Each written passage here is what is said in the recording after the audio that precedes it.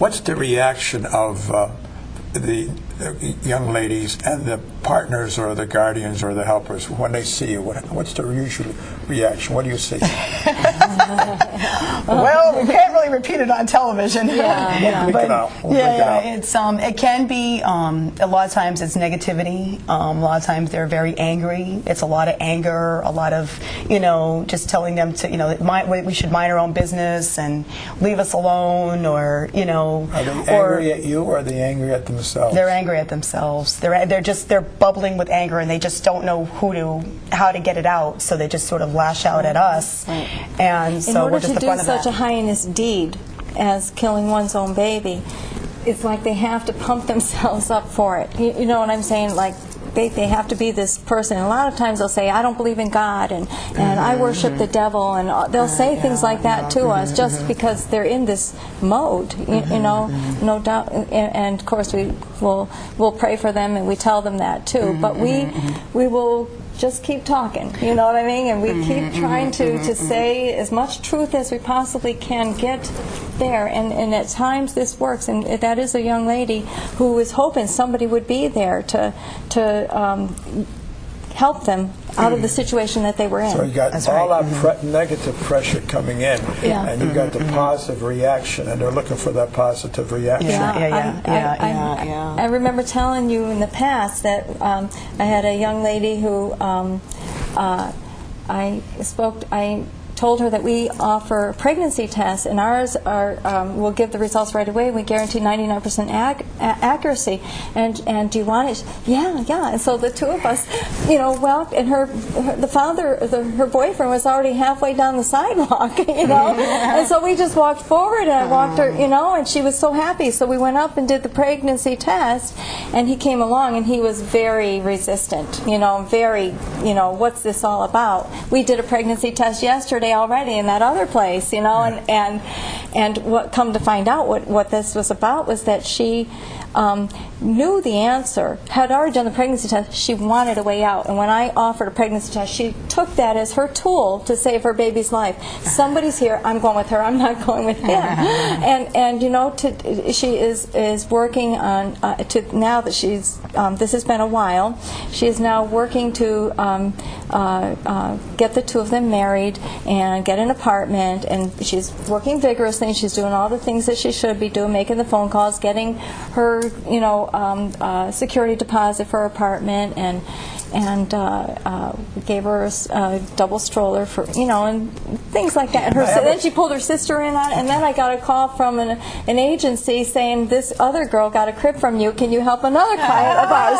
So through that one, it was amazing how it just did a chain reaction. So outside of standing out in front of the abortion clinic and pulling girls, what else do you do for the girls besides tackle them and bring them over to the community center? What else do you do? They come see you.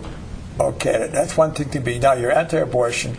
Now you're called to be pro-life. Now how do you support that life? What do you do for those girls? By the way, how many babies do you think that how many mothers have you talked into not having an abortion, would you say, since you started? Well, I think we're definitely way over the 300 mark as far as mothers that have chosen life and numbers of babies that have been saved. But we have serviced over 1,350 moms and that have come through our doors. So what do you do besides give them coffee and cake? Well, essentially the first thing what we try to do is, every mother is unique, and so we try to listen to what her unique circumstances are in her situation, and then, work from there. And for example, like right now in the office, we had another mother who chose life, and so she's trying to work on getting her GED and finding an apartment. But she was actually considering abortion because, again, her boyfriend wanted her to abort the baby, and things weren't working out. She didn't even think about school. She couldn't find a place to live, and so again, as I said, the pressure pressure started to be, insurmountable for her. And so, but then as she came into our doors, she has an appointment tomorrow to work on her GED. And we just, as a matter of fact, as we were leaving today, we were just calling places for an apartment so that we could try to help, discern with her, a good place for her to live, so that when she has the baby, she can have a place, a one-bedroom place, and get established. But I think what's unique about our program is that we walk the talk. We're not just telling these girls, don't, kill your babies. We're telling them to have the baby, which is a gift from Jesus, a gift from God, but also that because they do God's holy will and choose life for their babies, that, He will provide for them, that God has a plan for that child. And I can just say, just numerous situations where we've just seen, God's grace unfold in situations where these mothers, just everything seemed to be such an obstacle, and then all of a sudden things just worked out one after the other, and we just can only attribute that to God's grace. But essentially, we do whatever it takes so that mother can, provide for that child. Yeah. And also, too, the essentials of life: food, clothing, water, shelter. Okay, we work on that. We're just regular people, so what would we need? Okay, she doesn't have any more groceries. It makes sense to get groceries for her, and to help her along until she gets the